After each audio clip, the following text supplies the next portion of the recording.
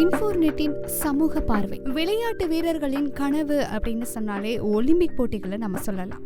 Olympic போட்டிகளில் கலந்து கொள்வதையே மிகப்பெரிய பெருமையான விஷயம் அப்படிங்கிறது நம்ம எல்லாருக்கும் தெரியும். அதுலயும் அங்கே வென்று வந்த வீரர்களை ரொம்பவே நம்ம பாராட்டவும் செய்யறோம். ஒரு மிகப்பெரிய நட்சத்திரங்களா நம்மளுடைய மனதில் நிலைநிறுத்தவும் செய்யறோம். அதே சமயம் சில நாடுகள்ல ஒலிம்பிக் போட்டிகள்ல கலந்து கொண்டு வெற்றி பெறாத வீரர்களை என்ன மாதிரியெல்லாம் நடத்துறாங்க அப்படிங்கறத தான் இன்னைக்கு நாம தெரிஞ்சுக்க போறோம். ஒலிம்பிக்ல பதக்கம் வெல்லாத ஜிம்பாவே வீரர்கள் அனைவரையுமே கைது செஞ்சு சிறையில அடைக்கணும் அப்படின்னு சொல்லிட்டு அந்த நாட்டு அதிபர் ராபர்ட் முகாபே உத்தரவிட்டிருக்கிற செய்தி மிகப்பெரிய பரபரப்பை ஏற்படுத்தி இருக்கு. ஜிம்பாவே தரப்புல மொத்தமா 31 வீரர் வீராங்கனைகள் ஒலிம்பிக்ல பங்கேற்று பதக்கம் எதையும் வெல்லாம நாடு திரும்பி இருக்கிறாங்க. இதுக்கப்புறமா ஜிம்பாவே நாட்டு அதிபர் ராபர்ட் முகாபே ஒலிம்பிக்ல வெறுமனே தேசிய கொடியை தாங்கி அணிவகுப்புல பங்கேற்கிறதுக்காகவும் தேசிய கீதம் பாடுறதுக்காகவும் மட்டும் அவங்கள அனுப்பல.